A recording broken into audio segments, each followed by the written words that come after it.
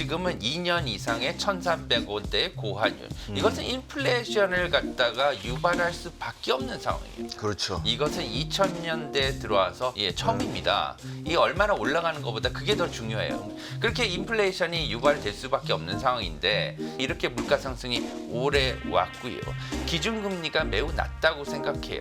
지금 우리가 보면은 이 한미 기준금리는 전이 1% 이상 시작된 포인트가 2023년이에요. 바로 3개월 후인 2023년 3월에 1,300원을 돌파해서 아직까지 이루게 된 거예요.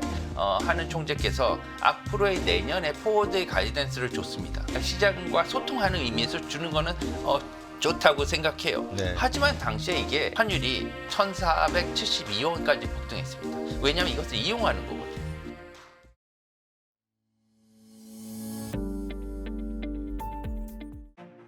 네, 안녕하십니까. 곽수정입니다.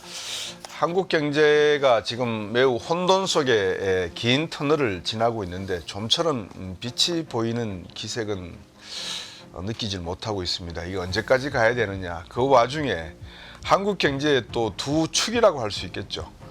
KDI 쪽하고 한국은행.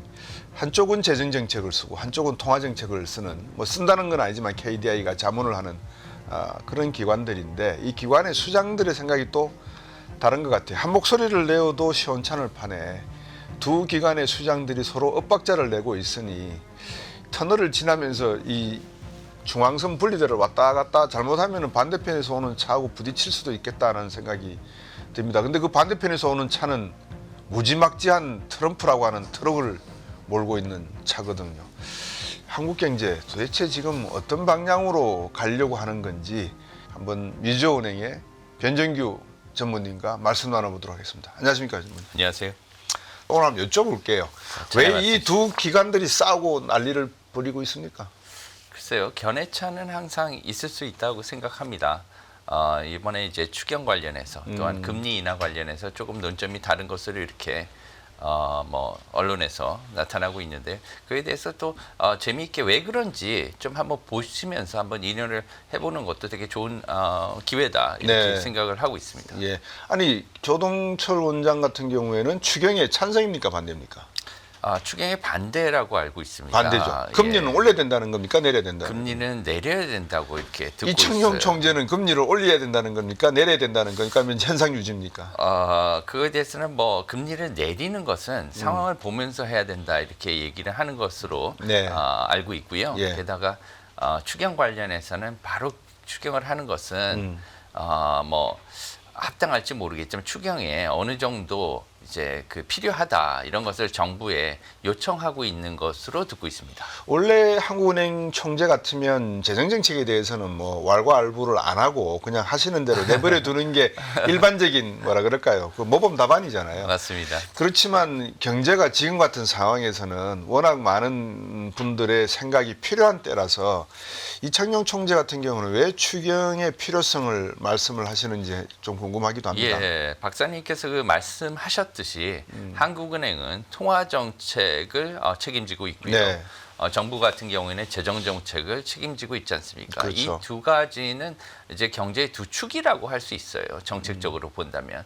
근데 통화 정책만으로 하기에는 한계에 이른 것으로 보입니다. 그래서 뭐냐면은 그런 정책의 효과가 잘 나타나야 되는데 정책적인 효과가 통화 정책만으로는 불충분하고 그에 대해서 앞으로 이것만 가지고서는 한국 경제를 갖다가 다시 일으키기 좀 힘든 상황이 있을 수도 있겠다 이렇게 판단하심으로 해서 네. 이런 재정 정책을 본인의 주관이 아니지만 재정부에 이렇게 건의를 할 수 있는 것은 그렇게 할 수 있다고 생각합니다. 3월달 중국에 양해가 있었지 않습니까? 네. 양해 내용을 제가 이렇게 들여다보면서 이 중국이 하고 있는 재정과 통화 정책의 그 방향성보다도 우리나라의 한국은행과 지금 KDI 아니면 기재부의 통화 정책과 재정 정책의 방향성이 더 갈팡질팡하고 있다라는 생각이 언뜻 들더라고요. 양 기관의 수장들이 중국의 어떤 경기 부양 체계도 못 미치는 판단을 하고 있다라는 생각이 들 정도면 이걸 어떻게 해석해야 될지를 모르겠습니다. 대통령 탄핵 때문에 그렇습니까? 왜 이렇게 갈팡질팡입니까 지금? 뭐 여러 가지 그 뭐 변수들이 지금 뭐 지표들이 네. 뭐 기준금리도 그렇고요, 환율도 그렇고요. 최근에는 외환보유고 이슈도 조금 뭐 뉴스에서 나오지 않았습니까? 그렇죠. 이런 것들도 나타났고요. 게다가 여러 가지 뭐 기업들 지원책이라든가 이런 것들도 부족하다. 특히나 현대는 뭐 테크 싸움이기 때문에 네. 기술 개발에서 한 발짝만 뒤처지면 그렇죠. 영원히 뒤처진다는 이런 불안감이 있습니다. 이 나라들마다 이런 것들 때문에 사실 반도체 제재라든가 이런 것들을 다 트럼프 행정부가 지금 하고 있는 거 아닙니까? 그래서 그렇죠. 그런 것들을 갖다 합종 연행, 나라마다 연행해서 이렇게 서로 이제 그 협력해서 맞죠. 대응을 하고 이런 것들을 보면은 약간 중국의 옛날 뭐 전국 시대 같은 이런 것들도 사실 연상케 해요. 그만큼 지금 사람들이 영어로 어젠트한 이런 어떻게 보면 급박한 그런 상황을 갖다 느끼고 있다. 이런 와중에서 한국은 좀 약간 과도기라고 생각해요. 특히나 우리나라의 그 뭐 경제 시스템이나 이런 것들이 과거의 중진국이었을 때의 상황에 많이 맞춰져 있습니다. 특히나 수출을 갖다가 주도적으로 한 이런 상황에 맞추어져 있어요. 예를 들면은 환율 같은 경우에도 지금 굉장히 어떻게 보면 관리 시스템 뭐 자유 뭐 변동 시스템이긴 하지만 네. 자유 변동 환율 제도 하에서 기관들의 그런 영향이 많이 아직 있고요. 무엇보다도 네. 뭐냐면 우리가 모두 쓰고 있는 이 원화라는 우리의 법적 통화, 예, 이 법적 통화인 원화가 해외에선 결제가 아직 안 되고 있지 않습니까? 그렇죠. 예, 해외에 나가서 예를 들면 아이스크림을 사 먹으면 원화를 받더라. 이것은 뭐냐면 공식적으로 송금이 되는 통화는 아니거든요. 그냥 거기서 받고 예를 들면 보따리상이 나중에 한국 와서 개별적으로 바꾸는 거예요. 이런 것들 뿐이지 현재 이제 기업 수준에서 아니면 금융기관 수준에서 이것을 송금하고 받고 이런 어떻게 보면은 해외 송금이 자유한 그러한 통화는 아니란 말이에요. 이게 그렇죠. 불쾌한 통화입니다. 그렇기 때문에 이런 것들을 갖다가 경제권, 세계 경제국 지금 10위권에서는 이러한 지금 화폐를 가지고 운영하기 좀 힘들다는 상황이 들어요. 지금 외국계 은행이 계시기 때문에 상당히 많은 우리나라 금융시장과 금융기관들의 뭐랄까 후진성 내지는 미개척적인 분야에 대한 아주 중요한 말씀을 사실은 주셨거든요.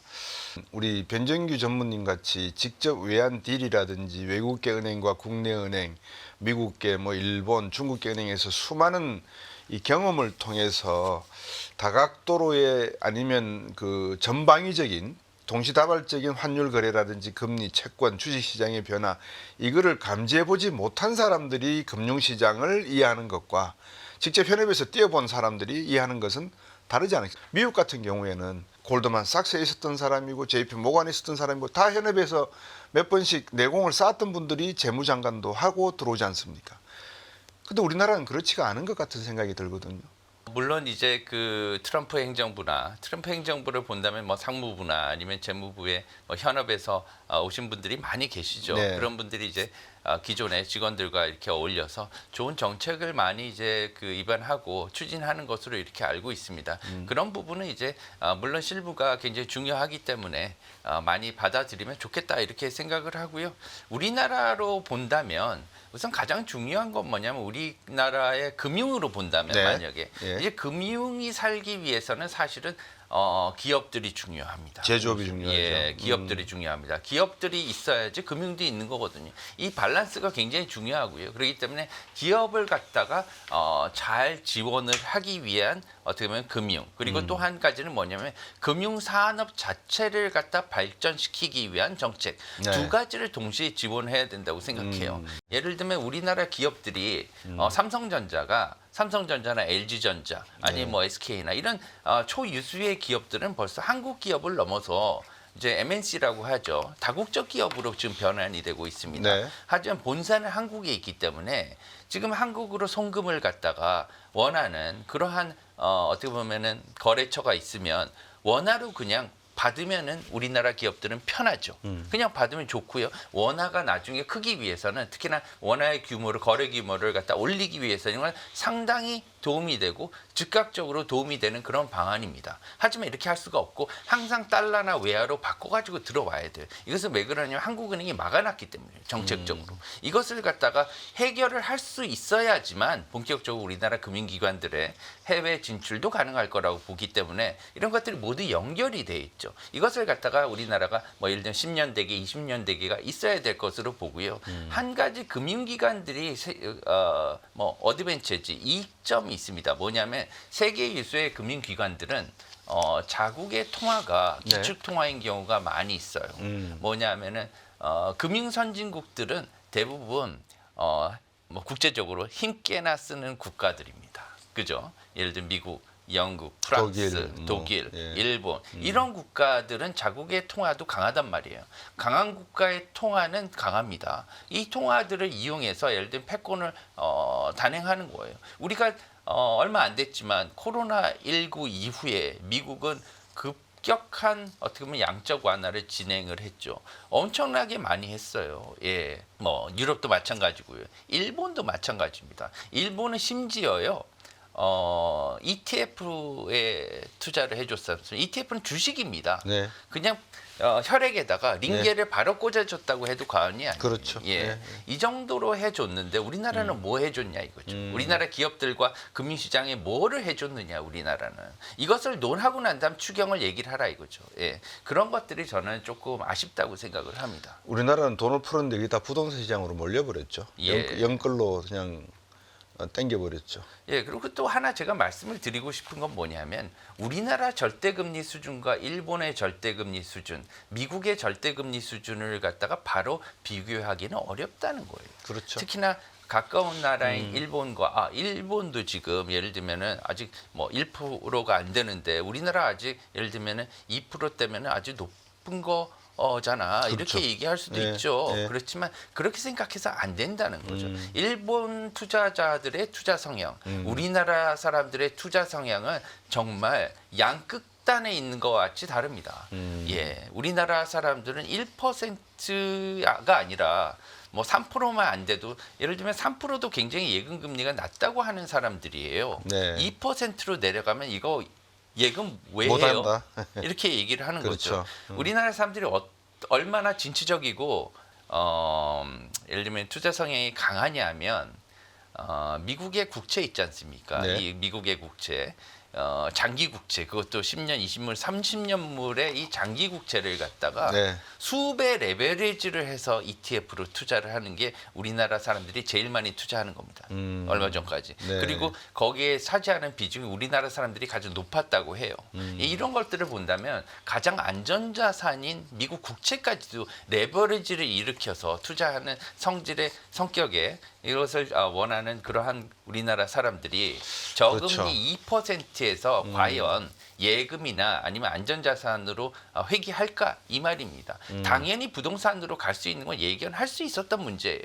그 레버리지 말씀을 주셔서 아까 또 그 한국은행이 막아놨다 원화 결제 부분을 저도 직접 경험한 바가 있습니다. 한국은행 가서 해외에서 본국으로 송금을 하려고 하는데 일정 금액 이상이 되는 금액일 경우에 한국 원화로 송금이 되느냐 안 된다 그러면서 딱 막혀 있는 내용을 저도 인지를 했거든요.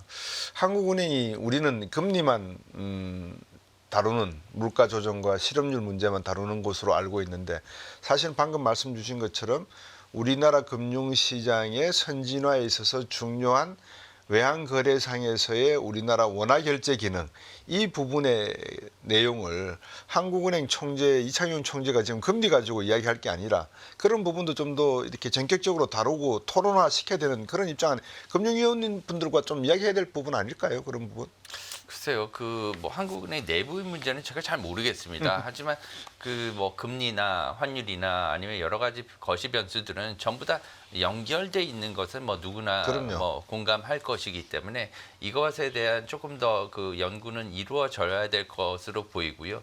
한국의 장기 금리는 얼마가 합당한가? 여기에 대한 논의도 있어야 될 것으로 생각해요. 왜 그러냐면은 그렇죠. 가까운 나라인 중국의 예도 저희가 한번 반면교사로 봐야 될 것 같습니다. 저는 중국의 뭐 헝다라든가 네. 벽개워 문제 이러한 부동산 문제를 갖다 저는 부동산 문제로 보지 않습니다. 예, 부동산도 금리 상품입니다. 그럼요. 예. 예. 왜냐하면 우리가 부동산을 사기 위해서는 100% 자기 돈으로 사기는 어려워요. 물론 이것을 갖다 사기 위해서 자기 돈을 다 들여서 할 수도 있지만 대부분은 뭐 줄여서 주담대라고 하는 주택담보대출, 뭐 고정금리든 변동금리든 이것을 사용하게 되는데 이것은 전부 다 대표적인 금리 상품입니다. 그렇죠. 예, 그래서 부동산도 금리와 직접적으로 연결이 돼 있기 때문에 아까 제가 말씀드린 2%의 금리로는 부동산 시장 못 잡는다는 거예요. 그렇죠. 그래서 지금 보시면은 중국의 지금 부동산 문제가 저렇게 된 거는 뭐냐면 중립금리를 계속 얘기하지 않습니까? 네. 연준에서 FOMC만 끝나면 파월 의장의 뭐 기자회견에서 가장 많이 뭐 되는 질문이 뭐 중립금리에 대한 질문일 겁니다. 이 중립금리가 사실은 아무도 모르는 금리예요.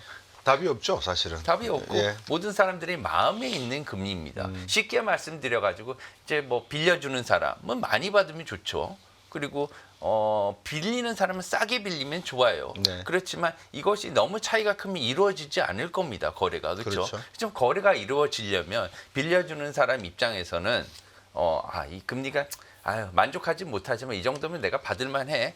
그다음에 빌리는 입장에서는 조금 높은 것 같은데 그래도 아주 뭐 못할 정도는 아니니까 내가 이거 빌리겠어. 네. 이렇게 돼야지 빌리는 거거든요. 이게 사실 어떻게 보면 쉬운 말로 중립금리예요. 시장금리라고 봐야 되겠죠. 예. 시장의 중립금리인데 그런 시장의 중립금리를 망각했던 게 중국의 사태라고 생각합니다. 왜 그러냐면 지금까지 중국은 지금 부동산 문제가 생겨나기 이전에는 세계적인 저금리 아니었습니까? 그렇죠. 그 저금리 상황에서 중국은 해외에서 자금을 굉장히 많이 끌어다가 썼어요.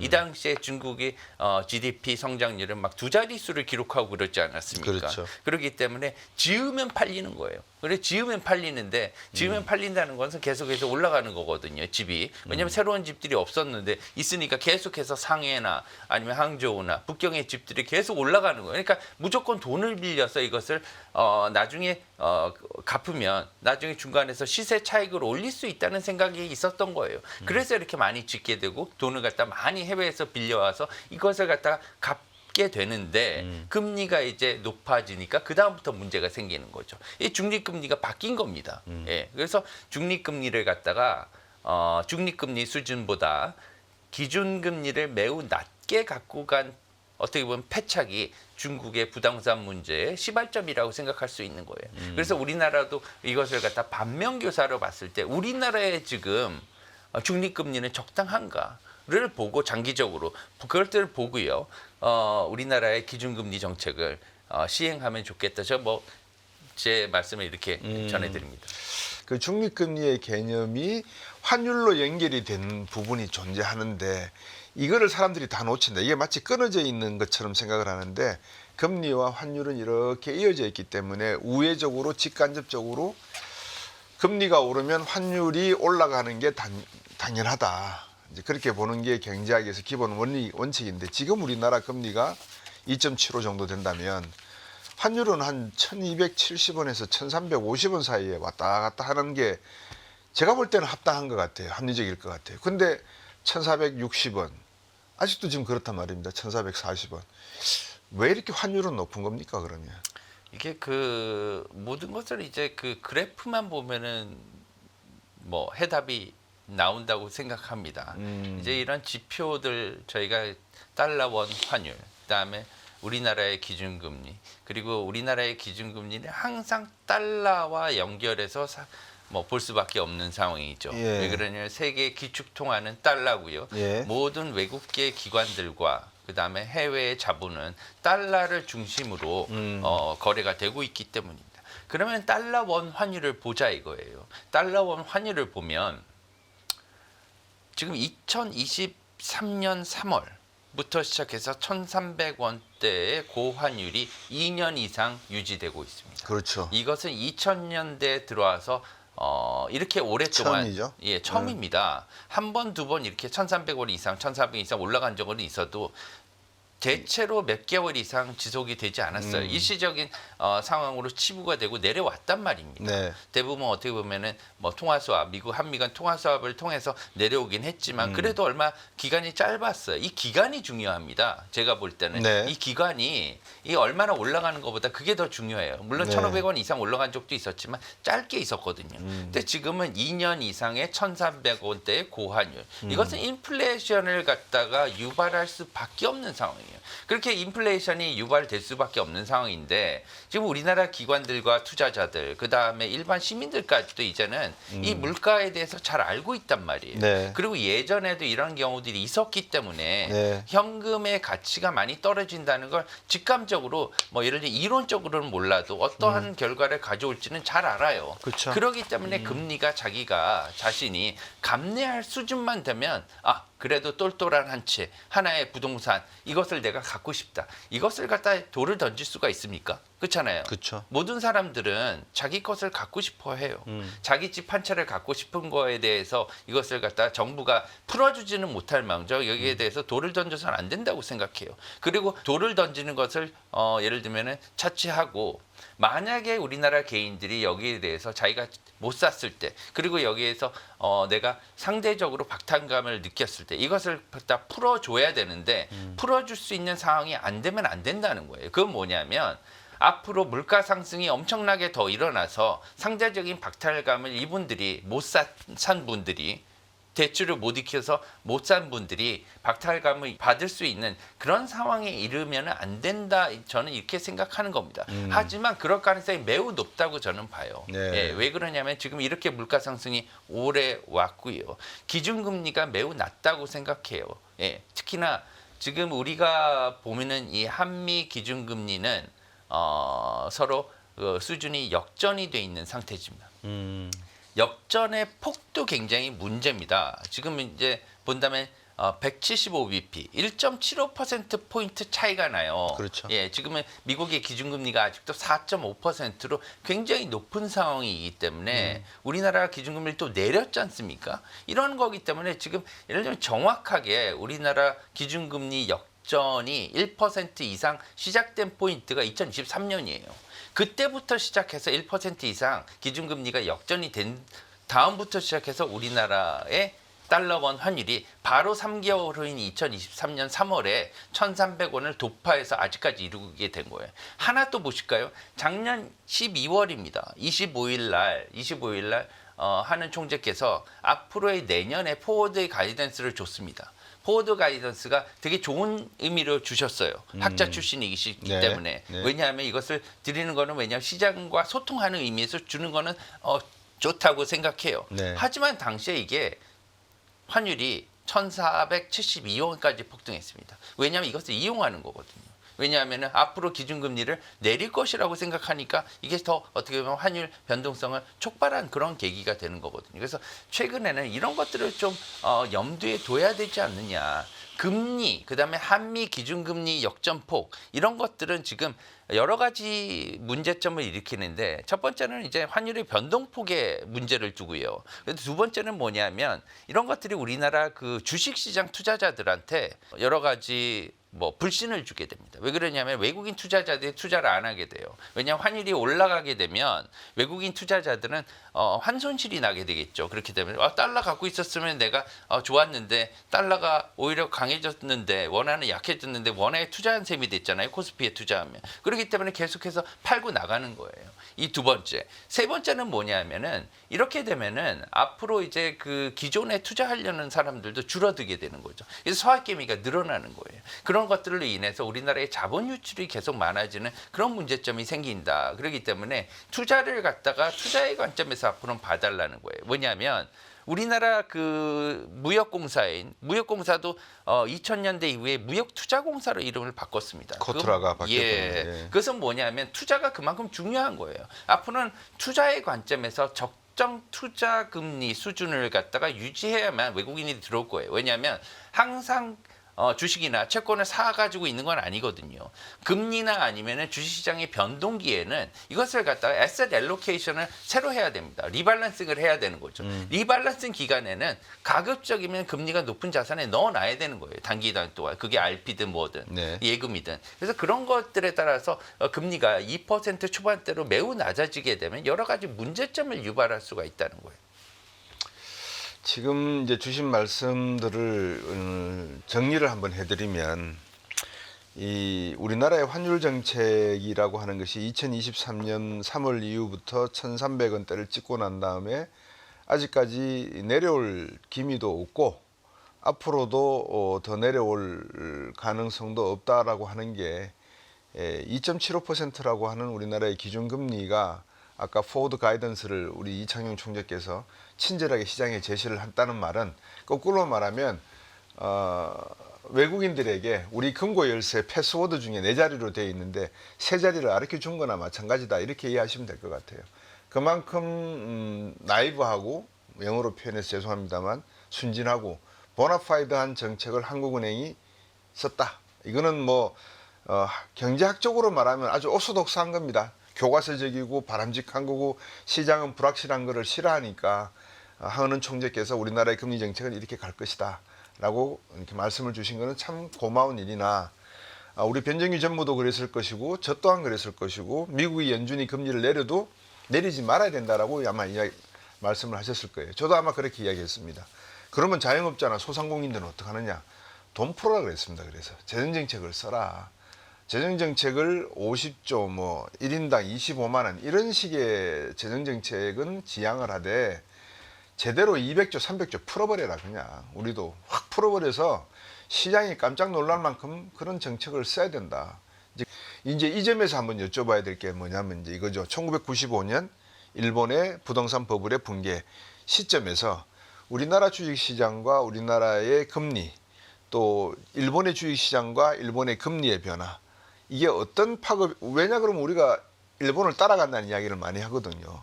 지금 현재 우리나라의 금리 정책이나 재정 정책 수준을 놓고 봤을 때 과연 1985년 프라자 합의 이후에 일본이 취했던 다양한 금리와 재정 정책의 그 프로세스와 우리가 어느 정도 비슷한 점이 있고 다른 점이 무엇인지 다르다 그러면 결국은 그게 한국 경제에 득이 될지 실이 될지 여기에 대해 좀 궁금한 점이 생겨서 우리 변 전무님한테 한번 여쭤보고 싶어요. 글쎄요, 이것은 어떻게 보면은 굉장히 많이 연결돼 있는 질문이십니다. 예. 좋은 질문이시긴 한데 예를 들면 아베노믹스의 어떻게 보면 성과, 2013년부터 시작된 그리고 거죠. 일본의 노력들에 대한 어떻게 보면 뭐 평가 이런 것들도 다 포함되어 있는 그러한 것이거든요. 그래서 이것들이 잘했느냐 못했느냐 이런 것들까지 어떻게 보면 대답할 수밖에 없어요. 거기서 제 개인적으로 본다면 네. 사실 여기에 대해서 일본 내에서도 여러 가지 어떻게 보면 견해와 그 다음에 뭐 논쟁이 존재하고 있습니다. 그렇겠죠. 예. 아베노믹스는 과연 성공한 케이스냐 아니면 실패했느냐 이것에 대해서도 여러 가지 논쟁이 많이 있습니다. 아베노믹스가 사실은 고 아베 수상이 생전까지는 이 물가 상승을 원했었잖아요. 2%의 그렇죠. 물가 상승 뭐 성취 이것을 갖다가 성취를 못했었어요. 못하고 떠났는데 그 이후에 예를 들면은 미국의 양적 완화, 코로나 이후에는 사실 어떻게 보면 코로나는 일본의 부활의 계기가 되었었던 것으로 보여요. 왜 그러냐면은 양적 완화를 이전부터 시작해서 굉장히 많이 노력을 하고 있었습니다. 이것은 뭐냐면 금리적으로도 심지어 마이너스 금리, 기준금리 정책까지 도입을 했고 왜냐면은 투자를 장려하기 위해서 기준금리를 갖다 확 낮춰버린 거예요. 이자를 없애버린 거예요. 그렇죠. 마이너스 금리까지 내려갔죠. 예. 그리고 돈을 갖다가 많이 찍어낸 것은 이것은 뭐 당연하고요. 이것을 했음에도 불구하고 일본의 소비자 물가가 살아나지 않았단 말이에요. 그렇죠. 이것을 본다면은 엄밀히 말해서 사실 최근에 이러한 물가 상승이라든가 경기 부활 그리고 주식 시장의 어떻게 보면은 상승은 아베노믹스의 어떻게 보면 간접적인 이러한 역사적인 도움도 있었겠지만 보다 직접적인 활력제는 미국과 유럽의 전 세계적인 양적 완화의 따라서 이루어진 것으로 보는 게 맞다. 이렇게 볼 수도 있습니다. 왜 그러냐면 자기 혼자만 했을 때는 안 됐는데 전 세계가 물바다가 됐으니까 이제는 다 같이 떠버린 거죠. 이제 물에 뜬 이런 배라고 보시면 되는 게 더 맞다고 생각하고요. 좋은 말씀이네요. 예, 그리고 지금은 본다면 지금 그 투자의 입장에서는 일본이 사실은 굉장히 큰 재미를 못 봤다고 생각해요. 왜 그러냐면 일본의 주식시장이 코로나19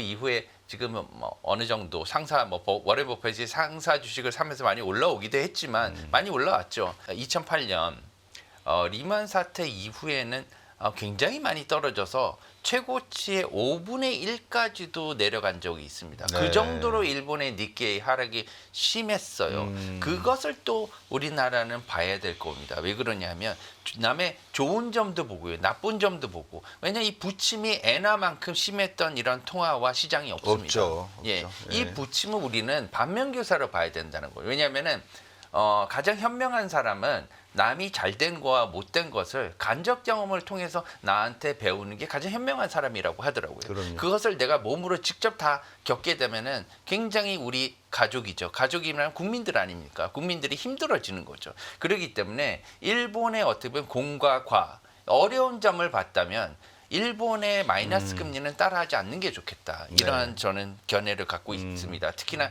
당시에 이자가 없는 통화는 여러분들 통화 안 하지 않습니까? 그것을 투자하겠습니까? 그래서 일본의 엔저가 왔고요. 엔저가 오니까 외국인 투자자들이 다 떠나갔습니다. 왜냐하면 이자가 없는 통화, 계속해서 하락하는 통화, 가치가 하락하는 통화는 나는 가지고 있을 필요가 없다. 다 그렇죠. 파는 게 되는 거거든요. 예. 이런 상황은 우리는 만들지 말자는 거예요. 게다가 뭐냐면 우리나라는 발권국이긴 하지만 기축통화국이 아닙니다. 그렇기 때문에 기축통화국의 어떻게 보면 물론 세계에는 기축통화국이 하나밖에 없죠. 그렇지만 메이저 통화국은 여러 개가 있는 거죠. 기축통화는 달러지만 엔화라든가 뭐 파운드화라든가 유로화는 세계의 어떻게 보면 주요 통화예요. 메이저 통화입니다. 이런 통화들은 어느 정도의 가치가 보장이 돼 있기 때문에 돈을 갖다가 막 찍어내도 다른 나라 통화처럼 가치가 많이 하락하지가 않아요. 예를 들면은 코로나 이후에 우리나라라든가 이런 남미 통화들이라든가 이런 나라들이 통화를 막 찍어냈으면 아마 뭐 우유 하나 사기 위해서 아마 수레로 현금을 갖고 가야 되는 상황이 나타날지도 모릅니다. 통화 가치 하락이 불보듯이 일어난다는 거죠. 하지만 달러나 엔화나 아니면은 유로화는 어느 정도의 이러한 안전 통화의 그런 뭐 메이저 통화의 그런 지위가 있기 때문에 네. 이것을 이용해서 발권을 갖다 막 한 거예요. 그것을 통해서 이 나라들의 어떻게 보면은 시장이 활성화가 되는 거거든요. 돈을 찍어내면 활성화 되지 않습니까? 그렇죠. 다만 약간 물가가 상승을 합니다. 그렇지만 물가가 상승하는 데 비해서 기업 활동도 좋아지고 주가도 오르고 그러면 해외에서 돈이 들어와요. 그럼 이 돈이 못다한 부분을 채워줍니다. 그러므로 해서 다시금 성장을 하게 되는 거거든요. 그 성장을 통해서 일어난 나라가 일본과 미국 이런 나라들인 거예요. 그래서 그것을 통해서 게다가 미국은 기준금리까지도 5%로 가니까 달러가 지금 강해지는데 금리도 매력적이네. 와이낫이라고 생각을 하게 되는 거죠. 전 세계의 투자자들이 우리나라도 예외가 아니지 않습니까? 서학기밀들이 다 빠져나간 거예요. 네. 상대적으로 우리나라의 주식은 왜 이렇게 정체가 됐느냐? 빠져나갔으니까요. 돈이 있는데 성장이 있는 거거든요. 돈이 없는 데는 성장이 없습니다. 그 역도 가능하죠. 대우도. 성장이 있는 곳에 돈이 있고 돈이 있어야 또 성장이 맞습니다. 되고. 방금 말씀 주셨는데 갑자기 시청자 여러분들에게 이 말씀을 드리고 싶어요. 우리나라 기준금리가 2.75잖아요. 소비자 물가가 한국은행에서 발표하는 거는 2%대죠. 근데 실제 체감 물가는 한 4에서 5% 정도 된다면 우리나라 금리도 마이너스 금리입니다. 실질적으로 어떻게 보면. 그러니까 방금 변정기 전무께서 말씀하신 대로 일본의 초저금리 시대에 외국 자본이 빠져나가고 서학개미가 많이 일어났던 그러한 모습을 지금 우리가 되풀이하고 있는 그런 모습이다라는 것을 여러분들께 간접적으로 좀 말씀을 드리고 싶어요. 근데 우리나라의 금리를 이야기하지 않고 또 환율 문제를 이야기하지 않을 수 없는 게 지금 인플레이션도 인플레이션이지만 이제 관세가 어차피 또 우리도 보복 관세를 할지 뭐 상계 관세를 할지 모르겠습니다만 상호 관세를 할지 모르겠습니다. 우리는 관세 정책을 못 쓰겠죠. 미국이 때린다 하더라도. 글쎄요. 이것은 이제 뭐 정부에 관계된 문제이기 때문에 예. 제가 뭐 직접적으로 언급하는 거는 적당하지 않아 보이지만 사견임을 전제로 했을 때는요. 남들이 예를 들면은 때린다고 했을 때 우리도 같이 때려야 되느냐, 싸우자고 했을 때 같이 치고받고 싸우자, 이것은 어떻게 보면은 마땅하지 않다고 저는 봐요. 이것을 갖다가 대화와 어떻게 보면 외교적인 노력으로 푸는 게 맞다. 특히나 이제 나라의 그 어떻게 보면 크기나 경제력의 규모를 떠나서 어떻게 보면 양쪽을 존중하는 이런 의미로 봤을 때, 특히나 그 트럼프 대통령의 행정부의 관세 정책은 지금 굉장히 뜨거운 화두로 이렇게 회자가 되고 시행이 되겠지만, 나중에 본다면 이러한 보편적인 관세는 서로에게 다 불행한 상처만 결과를 남기겠죠. 갖고 올 수 있기 때문에 이것을 외교적인 노력으로 풀었으면 좋겠다, 이렇게 생각을 하고 우리 있습니다. 변정부님 보시기에 트럼프의 관세 정책의 본질이 뭘까요? 속내가 뭘까요? 뭐 두 가지 정도로 봅니다. 뭐냐면 트럼프 자신도 아마 관세가 성장을 저해할 수가 있고 공정무역을 갖다가 저해할 수가 있고, 그리고 두 번째로는 이것이 앞으로는 자기 자신한테 부메랑으로 돌아올 수 있는 이런 위험성도 있다고 두 가지를 다 알고 있을 것으로 생각을 해요. 다만 트럼프 대통령이 노리는 것은 뭐냐면 자기 자신의 이미지가 강성인 이미지입니다. 이런 것들을 통해서 앞으로 자기가 제시하는 것들을 조금 더 잘 어떻게 보면은 소통할 수 있는, 왜냐하면 자기가 얘기하는 이러한 정책들을 상대방에서 받아들일 수 있는 이러한 어떻게 보면 자세를 갖기를 원하는 그런 방안이 아닌가, 저는 개인적으로 조심스럽게 생각을 하고 있습니다. 이런 해석은 어떨까요? 미국 입장에서 최근에 들어서 이 달러화의 패권의 문제가 이 중국의 부상으로 인해서 상당히 좀 도전을 받고 있는 게 아닌가.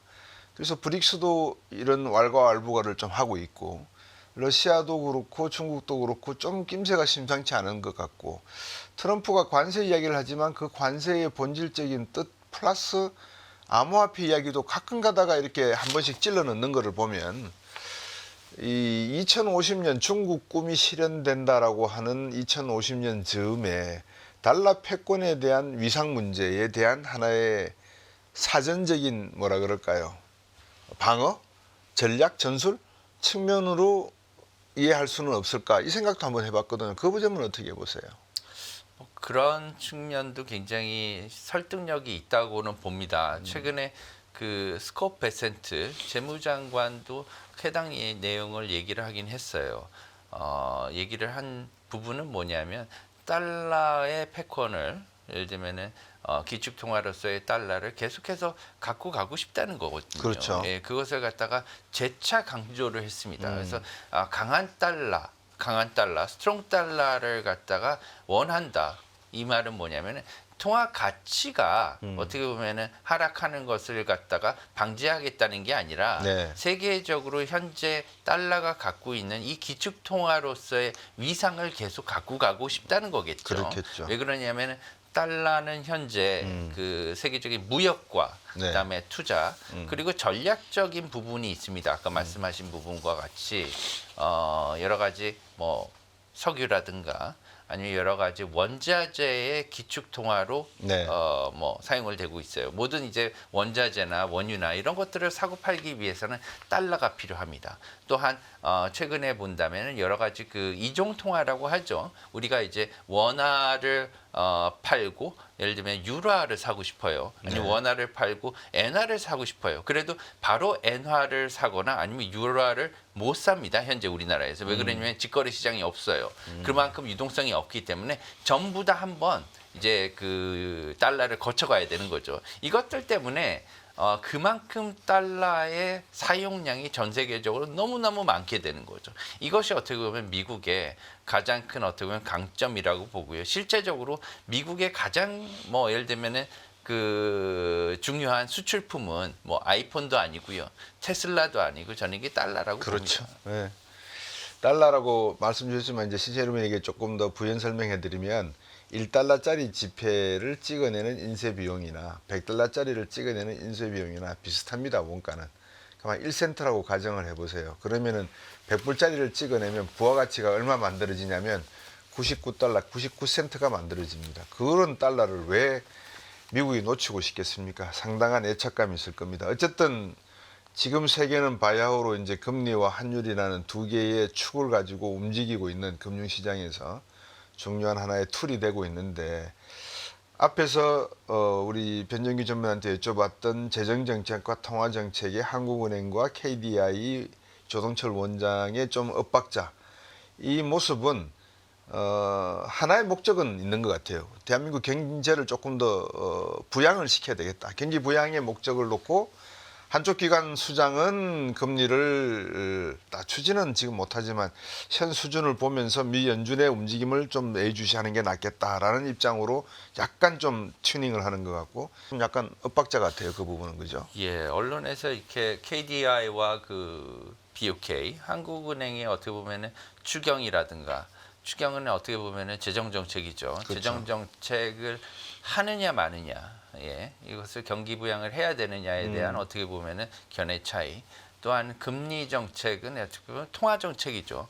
통화 정책이 더 이루어져야 되느냐, 완화적인 통화 정책이 더 이루어져야 되느냐 아니냐에 대해 두 개의 견해차가 뭐 언론에서 계속해서 나오고 있는데, 이거에 대해서 저는 기본적으로는 이러한 그 어떻게 보면 정책적인 뭐 견해차는 있을 수 있다고 봐요. 이창용 총재님도 그렇고 조동철 원장님도 그렇고 다 어떻게 보면 견해에 대한 그러한 어떻게 보면은 논리는 있다고 봅니다. 사실 견해를 본다면 저는 그 이창용 총재의 견해에 조금 더 가까운 편입니다. 왜 그러냐면 지금 상태에서는 통화 정책만으로는 조금 경기를 부양하기는 어렵습니다. 그러고 보는 거죠.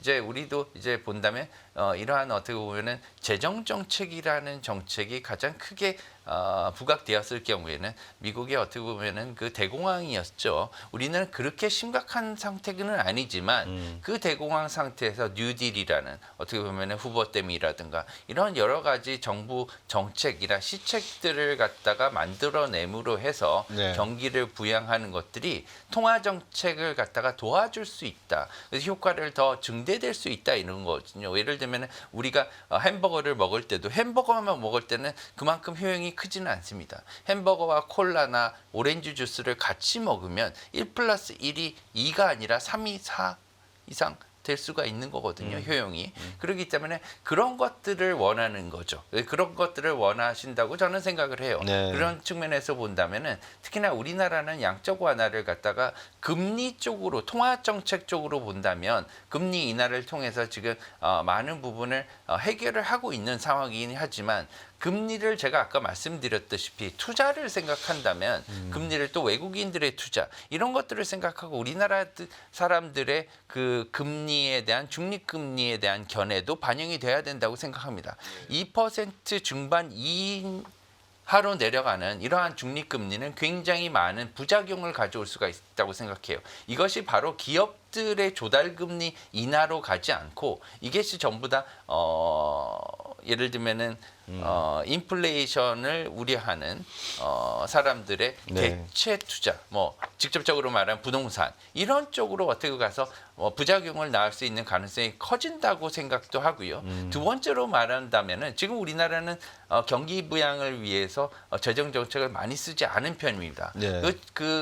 좋긴 해요. 왜 그러냐면 나쁜 것만 있는 건 아닙니다. 왜냐하면 항상 양면이 있기 때문에.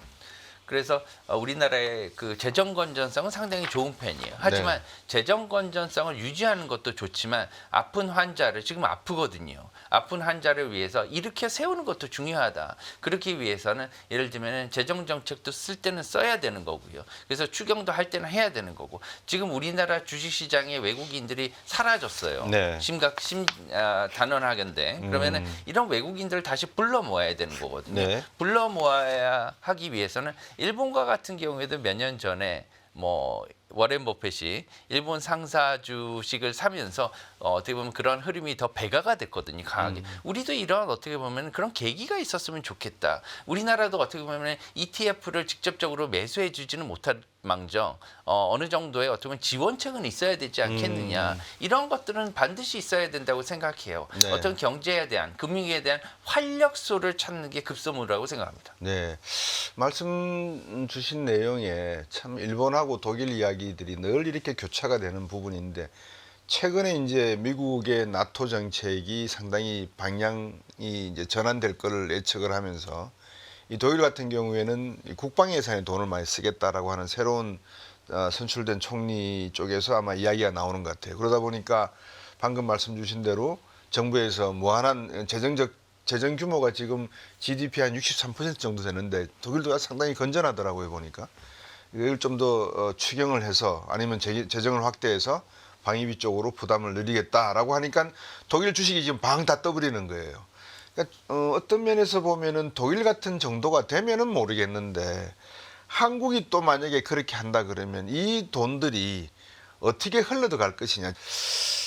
추경을 쓴다 해도 이게 돈이 또 어디로 부동산으로 확 가버리지 않을까라는 항상 그런 두려움과 좀 조바심이 없지 않아 있거든요. 우리 변정규 전무님께서 한번 지금까지는 뭐라 그럴까요? 은행가로서의 또 생각을 정리해 주셨지만 정부 쪽 입장에서 만약에 우리 변정규 전무께서 가정법은 늘 뭐 가능한 이야기 아닙니까, 그죠? 기재부 장관이시다, 아니면 하는 총재다라고 가정을 했을 때 우리나라 정부가 지금 당장 필요한 금리와 재정 정책의 방향성 그리고 그 목표는 어디에 둬야 된다. 이거 요약 겸 결론으로 한번 말씀을 주시죠. 가정에 더 외람돼가지고 제가 말씀을 아닙니다. 충분히 뭐 저는 자격이 된다고 생각하니까 여쭤보는 겁니다.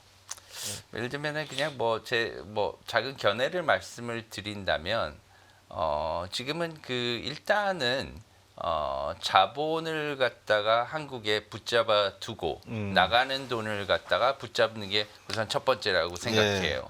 두 번째는 돈을 갖다가 해외에서 들어오게 만들어야 되는 게 중요하다. 사실 이 두 가지를 보면은 뭐냐면 가장 그 결론은 간단합니다. 돈이 들어와야 된다는 거예요. 돈이. 그렇죠. 예. 그렇기 때문에 우리나라에는 돈이 들어오면 성장이 가능하게 되는 거거든요. 그러면 성장이 있게 되면 추가적인 돈은 더 만들어지는 겁니다. 들어오고 그다음에 만들어지고. 그렇기 때문에 이 돈을 갖다가 어떻게 보면은 계속해서 어떤 씨앗을 갖다가 굴릴 수 있는 이 시드머니를 만드는 게 중요하다. 지금의 현재 이 주식시장, 그다음 우리나라의 채권시장, 그다음 기업들의 어떻게 보면 갖고 있는 민간의 외환 보유고라고 할 수 있는 뭐 예를 들면은 현금 보유액 그리고 이제 외화 보유고 이런 것들을 갖다가 급격하게 늘리는 게 중요하다고 생각해요.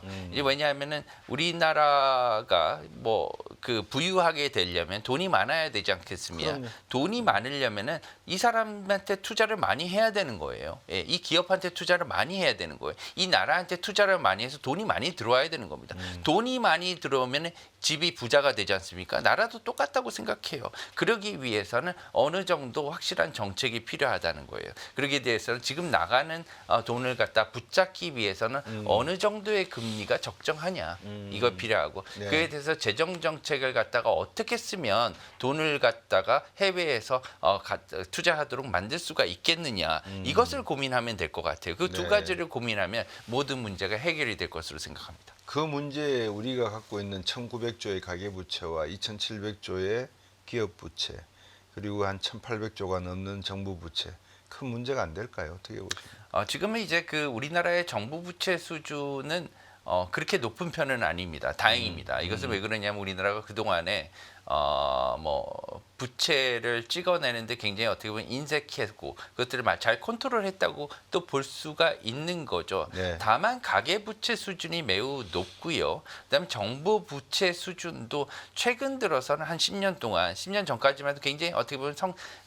증가율이 낮았는데 굉장히 네. 빠르게 올라가는 추세를 볼 수가 있습니다. 그래서 지금 제가 보기에는 지금 뭐 한 50% 넘게 지금 올라가 있는 그런 상황이 상황인데 네. 이것을 갖다가 지금 최근에 30%대에서 50%까지 오는데 수년이 걸리지 않았단 말입니다. 그래서 이것을 갖다가 조절하는 것도 이 속도를 조절하는 것도 굉장히 중요하다. 그러려면은 돈을 처음에 쓰기는 쓰되 무한대로 쓰기는 어려운 거죠. 돈을 푸는 것도. 그렇기 네. 때문에 일정 부분 이것을 통해서 인풋 대비 리턴이 좋은 방향으로 짜야 된다는 거예요. 계속해서 돈만 푼다고 이 목표가 달성이 되는 건 아니지 않습니까? 그렇죠. 정확하게 쓸 때 적요를 확실히 정해서 어떠한 어떻게 보면 영향을 좋은 방향을 갖고 올지를 갖다 예상을 하고 그 결과를 위해서 그 방향에 돈을 써야 된다는 거죠. 그래서 그렇게 하면 앞으로는 일단 시드머니가 만들어지면 자동적으로 돈을 굴리는 이러한 방법으로 정책을 펴나가는 게 맞다. 그러기 위해서는 지금 여러 가지 지원책이나 이런 것들을 만들어서 일단 관성을 만들어 줘야 돼요. 왜냐하면 어떤 힘을 만들어 줘서 굴러가도록 만들어 줘야 되는 거거든요. 그래서 굴러가게끔 만들어 주는 게 중요하다 이렇게 봅니다. 네. 요즘 우리가 많이 듣는 이야기가 정치 상황이 불안하니까 경제도 더욱더 어려워지는 것 같다.